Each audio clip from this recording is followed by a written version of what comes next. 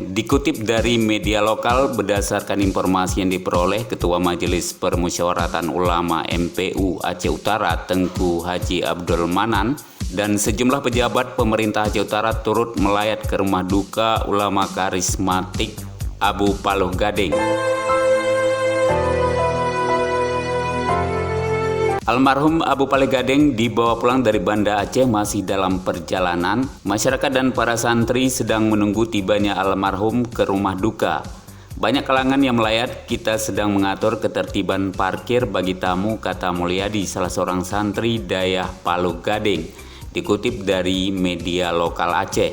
Mulyadi menambahkan, kita semua sangat kehilangan dan berduka kehilangan lampu penerang bagi umat. Ini merupakan ulama yang menjadi panutan kita bersama. Dikabarkan juga Abu Tumin sudah melayat dan melihat langsung jenazah Abu Paloh Gading.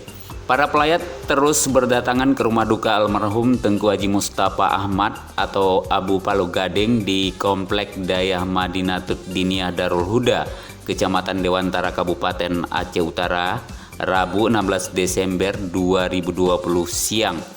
Para pelayat menunggu jenazah ulama karismatik Aceh itu yang sedang dibawa pulang oleh keluarganya dari Rumah Sakit Umum Zainal Abidin Banda Aceh. Sebelumnya diberitakan salah seorang ulama karismatik Tengku Haji Mustafa Ahmad atau lebih dikenal Abu Paloh Gading 70 tahun telah berpulang ke rahmatullah di Rumah Sakit Umum Zainal Abidin Banda Aceh. Rabu 16 Desember 2020 sekira pukul 10.30 waktu Indonesia Barat. Abu Paloh Gading merupakan pimpinan Dayah Madinatul Diniyah Darul Huda di Gampong Paloh Gading, Kecamatan Dewantara, Kabupaten Aceh Utara. Abu Paloh Gading juga mantan Ketua MPU Aceh Utara periode 2012-2017.